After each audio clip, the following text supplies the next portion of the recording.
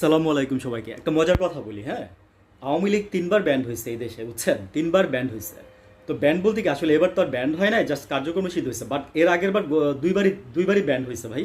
একদম original band হয়েছে আওয়ামী লীগ 2 বার। একবার হয়েছে ওর বাপের আমলে, বুঝছেন? মজার ব্যাপার, মজার বিষয়টা দেখেন। একবার হয়েছে ওর বাপের আমলে, ওর বাপ নিজেই ব্যান্ড করছে। হ্যাঁ, ওর বাপ মনে করেন যে আওয়ামী লীগ সহ আরও মনে করেন যে আরও দল সহ বন্ধুকেরা মনে করেন যে বাকশাল বানাইছিল, বুঝছেন? নিজের দলটারও বন্ধুকেরা বাকশাল বানাইছিল, মনে করছিল কি যে এতে উনি বেঁচে যাবে। প্রথম বন্ধ করছে 71 সালে, যখন আমাদের স্বাধীনতার যুদ্ধ হয়। পাকিস্তান আওয়ামী লীগকে তখন ব্যান করে, ঠিক আছে?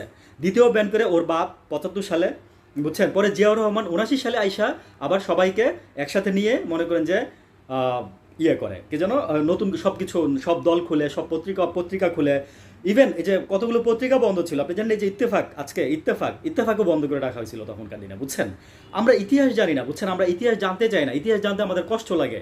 ইতিহাস জানলে কিন্তু আমরা অনেক কিছু শিখতে পারি, বুঝতে পারি। আওয়ামী লীগ হচ্ছে এমন একটা দল যারা নাকি ইতিহাস থেকে ভাই শিক্ষা নেয় না, বুঝছেন? এই জন্যই ওদের এই পতন এইভাবে হয়, এইভাবে এর জন্য ওদের পতন হয়। আর এবার এই যে 2025 সালে এবার আওয়ামী লীগের কার্যক্রম নিষিদ্ধ করা হয়েছে। নট লাইক দ্যাট আওয়ামী লীগকে ব্যান করা হয়েছে, ঠিক আছে?